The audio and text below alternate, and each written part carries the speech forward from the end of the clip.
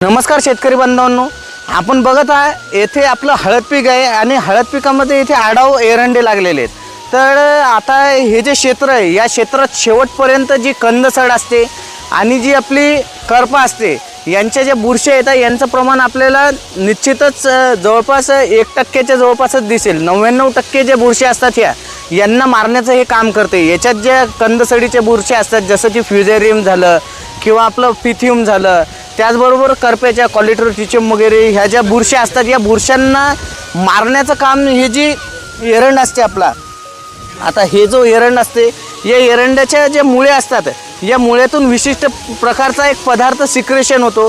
त्याच्यामुळे ज्या कंदसडीच्या आणि करप्याच्या जेवढ्याही जीवाणू असतात त्यांना मारण्याचं हे काम करते।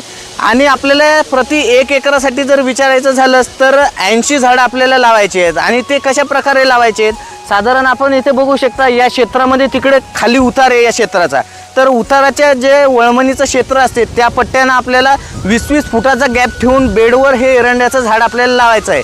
आणि साधारण आपली हळद 1.5 महिन्याची असताना लावायचं आणि हळद 5 महिन्याची म्हणजे हे 3.5 महिन्याचं जेव्हा होते तेव्हा नेमकंच हे बियात येते तोपर्यंत याला ठेवायचं आणि नंतर आपल्याला याला उपटून शेताच्या बाहेर आपल्याला फेकायचं आहे। कारण की याचे जे बी असतात 4 महिन्यानंतर ते आपल्या शेतात पडून त्याचं एरंडीचं जे तणकट असते ते भविष्यात आपल्याला येण्याची शक्यता उद्भवते। त्यामुळे शेतकरी बांधवांनो, आपण देखील कंदसड आणि करप्यासाठी जे गावरान एरंड असते ते प्रति 1 एकरासाठी 80 झाड याप्रमाणे लावू शकता।